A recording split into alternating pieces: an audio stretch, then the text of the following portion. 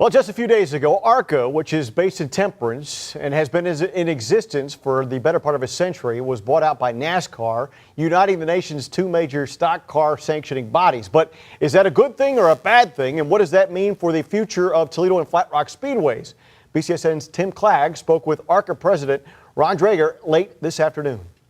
Not only is this a national story, but it's also a local story. ARCA owns two racetracks here in Toledo, as well as the Southeast Michigan area, Flat Rock and the Toledo Speedway. I know you had a chance to meet with some drivers at Flat Rock last Saturday.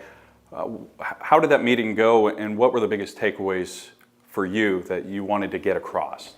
Well, it was good. I hustled back from Talladega in order to be at Flat Rock Saturday night.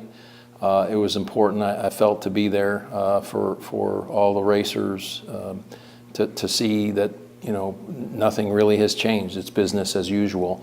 And I think by way of explanation, there's a corporation that is the ownership entity at Flat Rock Speedway, and there is a corporation that is the ownership entity at Toledo Speedway.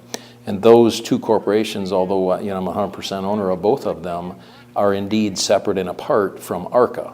So NASCAR's acquisition of ARCA will not affect Flat Rock or Toledo Speedway in terms of our weekly racing activities. And I think it was important for all the racers to hear that, and I think they felt good about knowing that that things will continue forward, business as usual, and we look forward to continuing to operate both of those racetracks.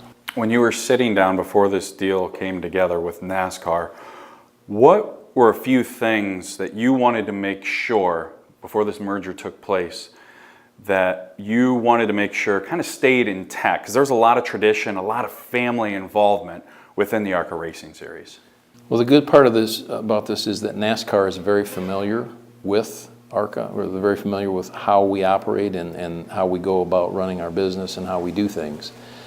And I think that had a lot to do with the agreement that said, look, let's let people know that we're going to make a plan for sustainability, a plan for going forward, a plan for alignment for 2020 and beyond. But in 18 and 19, let's continue to do what we're doing and keep working really hard at it, and continue to build those relationships. And so I thought that was important.